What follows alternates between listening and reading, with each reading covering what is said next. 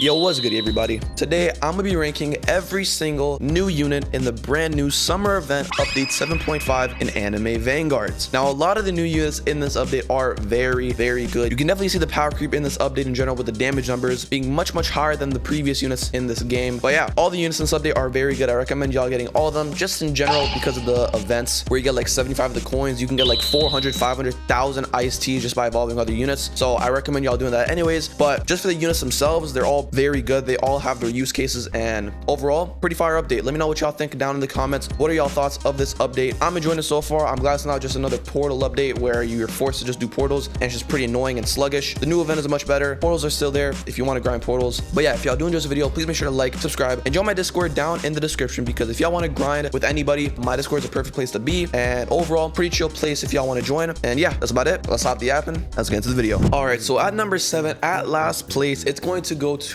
Weather Report. Now, by no means is this unit really bad. It's just the fact that there's not much good to him, and the other units really just outshine him because they have just more stuff to them, and they either do more damage or have more capabilities to their kit, whatever. At first glance, I thought Weather Report would be really good because of his slow, where he slows by 50% for 30 seconds. However, that doesn't work on bosses, right? Which is where slows and CCs really matter the most, because regular enemies aren't that much of a problem in 99% of the game modes, other than like top tier game modes like world lines or tournaments or stuff like that. So unless you're doing tournaments, I think, then he's like really good for that. But other than that, his slow is kind of meh. He does also apply bubbled, but if you're trying to just go for the bubble specifically, just get Kazi, because she also freezes on top of that and can cleanse your units within the range. So like it's just a much better option if you just want a unit that does bubbled with it. His clouds are also pretty good, where it does 40% of his damage whenever an enemy walks through it. So if you have Monarch on him, then he's gonna be really good for that as well. So overall, pretty decent unit. In my opinion, the worst unit of this update. But again, that doesn't mean it's a bad unit necessarily. It's just not up to par with the other banner units and other units in general within this update. So yeah, Weather Report at number 7.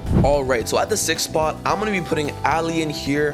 He's just another burn unit. Like, to be fair, 90% of the units in this update are burn units. But the thing about him is like there's really not much else to him except just doing damage, but it's just lower damage compared to like Yona or Heyin, for example. That's why he's much lower on the list. But in terms of the passive, he obviously does burn, and then whenever he attacks a burning enemy, he removes it and then gains 50% damage and 15% range for 15 seconds, which could be really nice. And then his second passive ties into his first passive, where every time that actually activates, this unit detonates any burn applied to an enemy after 1 second. So it's also pretty good for like, I don't know what the radius is for that detonation. I'm assuming like a small radius to some enemies, or just one enemy, honestly. I don't know. If it's only to one enemy, that also kind of knocks him down even more. If that burn detonation would apply to multiple units in like a radius, even if the radius is small, still applying burn or still detonating to a lot of enemies, or just more than one enemy, I think is pretty decent. But again, in general, solid unit, just does burn and damage, but it's not as much as the other units in this update, so that's why he's just much lower. But yeah, if you do get him and you're new to the game though, good unit to have. And yeah, he's at number 6. All right, so at the number 4 spot, I'm gonna be putting Quartz.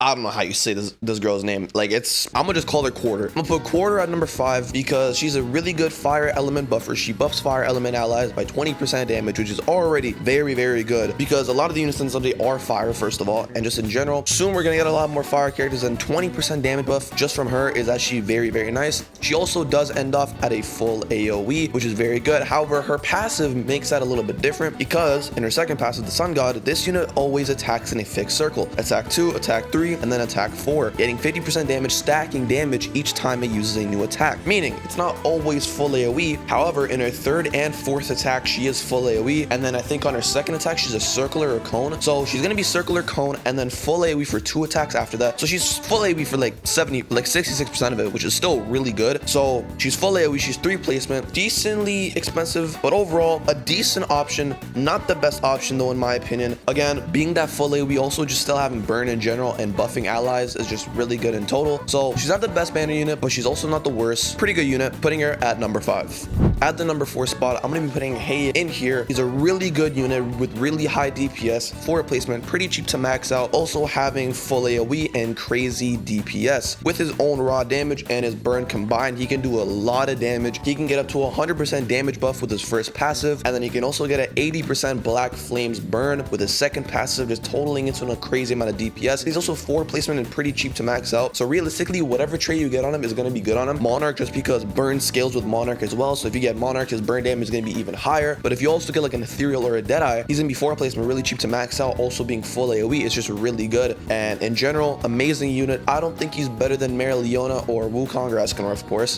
just because they just have higher DPS outputs. It's as simple as that, as well as some other gimmicks that just makes them super broken. In my opinion, the best banner unit in this update at the number 4 spot. All right, so at the number 3 spot, I'm going to be putting Yona in here. Now, the reason why she's so good is obviously, first of all, full AoE on max upgrade, and she has an ability that's really good. But then we also go to her passives. The first passive, making it so that anytime this unit applies burn to an enemy already attacked, the percentage of the burn applied increases by 5%. Now, it doesn't say that there's a cap to this, meaning that that means this is infinitely scaling, right? So you can just keep stacking that burn over and over and over again, making her do stupid amount of burn damage. Now, this doesn't really matter unless it's like on a boss or something, but still having that potential to really stack up the burn. Maybe there's a cap, but being able to just infinitely stack burn percentage is actually pretty good for bosses and stuff. So really good first passive. And then whenever attacking a burning enemy does 20% more damage, simple but really good. And then her ability, Hellfire Incarnate, making it so that with every enemy in range, she gains 1 damage, and then every time she attacks, she loses 2% range. So you're gaining damage, but you're losing range. And this can get to a crazy number, by the way. Like, she can get to a stupid DPS number, not counting burn, but her range is going to be trash, right? That's the negative you're getting out of the positive of the damage buff. But in general, this ability is really good, again, for bosses and stuff. She's a really good boss killer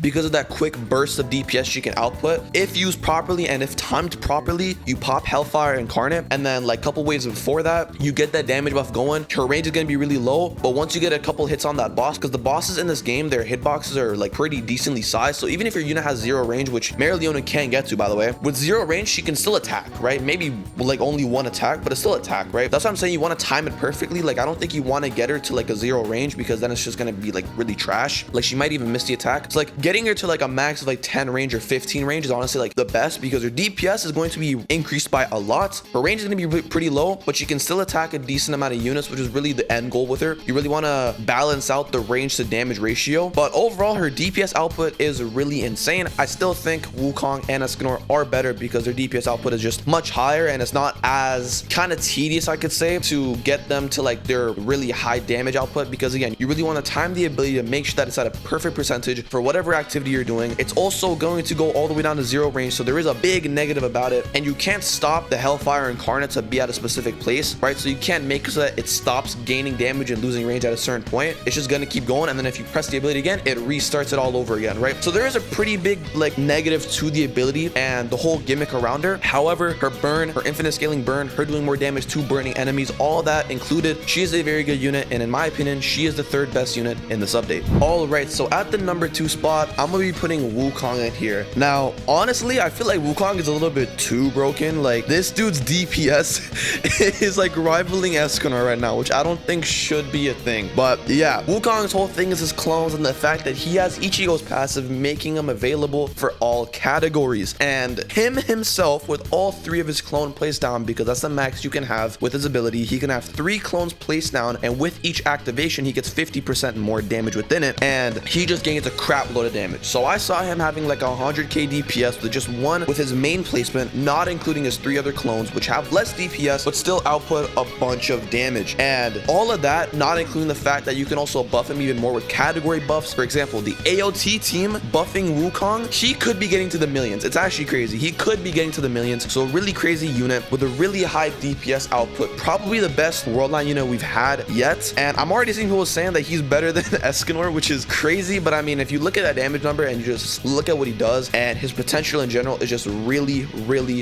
good, and you see his DPS being amazing. If I were y'all, I would definitely go ahead and get Jin Mori as soon as possible. He's a very good unit, and probably, in my opinion, the 2nd best unit in this update. People even say he's number 1, but I think Esganor is still better. So yeah, Jin Mori at number 2. All right, and last but certainly not least, the new Vanguard unit, Esganor. Now, Esganor has a lot to his kit, making him very good for most game modes, and pretty okay for some game modes because of his passives and the way he works. But in general, Esganor, I think, has the most DPS in the game, right? Including his burn, including his passives and all that. He has a mini nuke within it, making him do 4x his damage with the nuke. And then he also has another ability where it's the ultimate ability where he gains 50% damage, but then also deletes himself after 5 5 waves. So you really want to use his ability a lot whenever, obviously, 5 waves before, and he gets a big damage buff. It goes really crazy. And then the thing about him, and the thing that makes him very nice, and honestly the most brainless unit in the game, is his first passive, making it so that if you burn all of your unit slots, he becomes free to place and he upgrades himself with each wave, right? And you can max him out in any game mode because he's exactly 15 upgrades. So in any game mode in the game, you can max him out. It's gonna take some time, and if you're going against shield characters, he's gonna be kind of bad